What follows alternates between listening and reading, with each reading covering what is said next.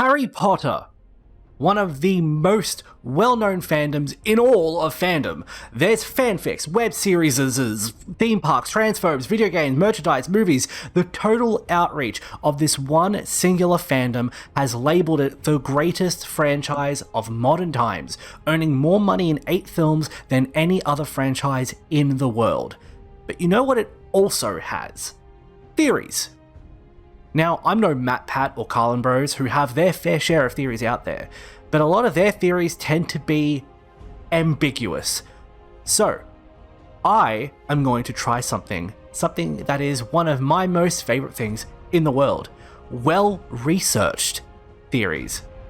While I was watching The Crimes of Grindelwald and The Secrets of Dumbledore, I noticed something glaringly obvious that I don't think anyone has actually touched upon.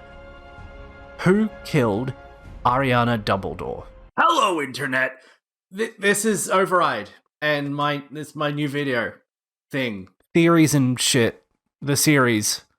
Episode 2, the one with child murderer.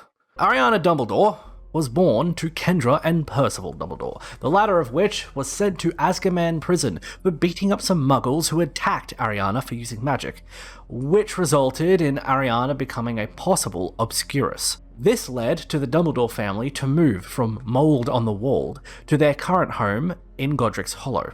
This little town eventually piqued Albus's curiosity for its connection to the Peverell brothers, but more on that later. Many years later, after going through Hogwarts and experiencing the loss of his mother, Albus met a boy named Gellert Grindelwald who had moved into the Hollow, and Albus was quickly entranced. Gellert had a vision, you see, to make the world better for the greater good of all, but he lacked the drive, I guess you could say, passion to make his dream a reality. Dumbledore and Grindelwald would become fast friends, and it was through Albus that Gellert eventually did find the drive and passion he needed. While Gellert planned and schemed, Albus was the finely edged scalpel, making the plans that Grindelwald crafted into masterpieces. Eventually, the two fell in love, and because of this love, Dumbledore became blind to the darkness that Grindelwald held. The two had all their plans made and crafted and was ready to put them into action, which would force a global wizarding war when Aberforth, Dumbledore's youngest brother, attempted to stop them. Aberforth knew that if Albus left, that he would be forced to give up his life in order to look after Ariana. So an argument happened, which led to Grindelwald holding Aberforth under the Cruciatus Curse, an act that finally woke up Albus and let him see just how evil Grindelwald was. What followed was a 3-way duel, with the Dumbledores on one side facing Grindelwald on the other, with Ariana as a witness to the whole ordeal.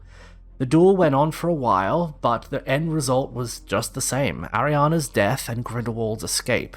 Without the power horse that Albus was, Grindelwald went on to track down the Elder Wand to supplement his power, and that, however, is a video for another day. Link in the description, by the way. There's a theory that I made ages ago. It still holds up today. Pretty well made, if I do say so myself. While this duel is fairly simple at face value, The Secrets of Dumbledore throws a snag into the works. The metaphorical wrench, of course, being the blood pact that prevents Albus Dumbledore from facing Gellert Grindelwald, or vice versa, directly. So, with the existence of the blood pact, how could this duel have taken place? We see at the climax of the film how the blood pact breaks. Grindelwald is attempting to kill Aurelius Dumbledore, who is Aberforth's illegitimate son, while Aberforth and Albus are trying to protect him. This dichotomy of belief, the want to kill and the drive to protect, results in the destruction of the pact, which allowed Albus and Gellert to fight in that really weird, otherworldly dimension that was all glowy and shit. And I think it's in that particular detail that shows how this 3-way duel happened, and who exactly killed Ariana.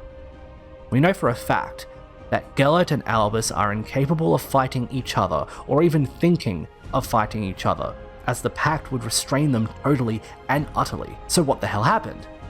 This is how I think it went down. As Aberforth was held under the torture curse, he gained just enough strength to shoot off a spell that either knocked Grindelwald off his feet or at least caused Grindelwald to stop using the torture curse. After that, it was a simple matter of volleyball fighting. Albus would fire a strong spell at Aberforth, who would then redirect the spell at Grindelwald. We know that both members of the pact can use other people to fight on their behalf, but they can't fight directly.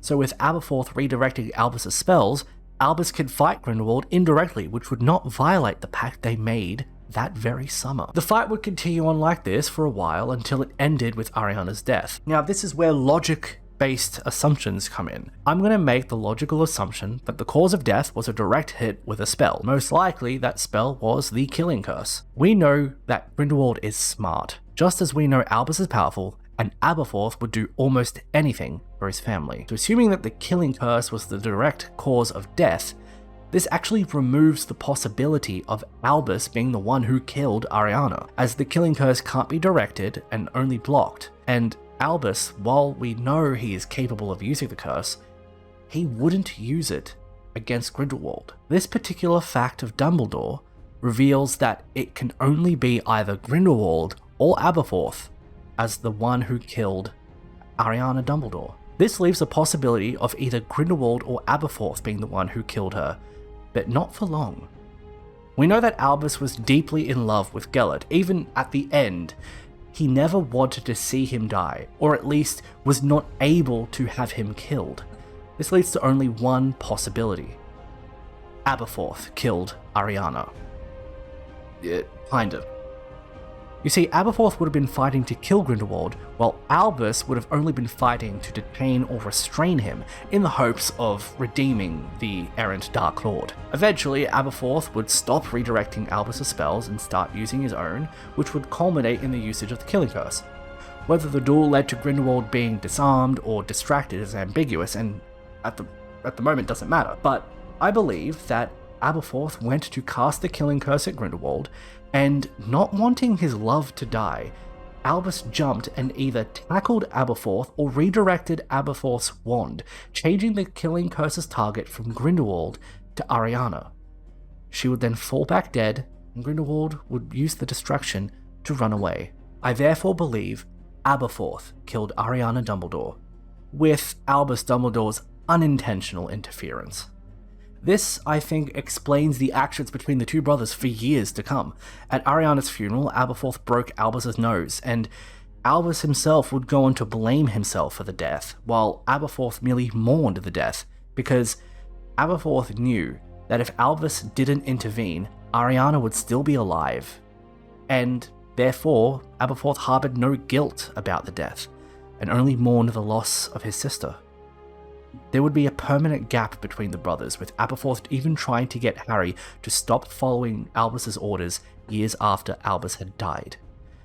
This also explains how the three-way duel happened, with the blood pact remaining intact.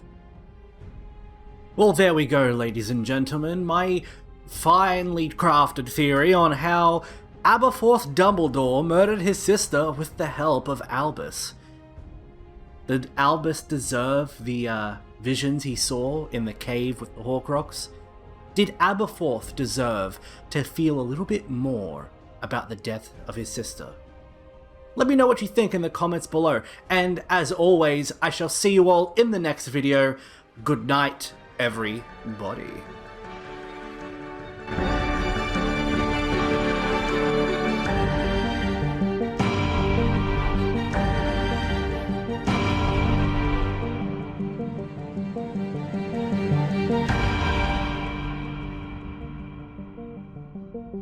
Thank you.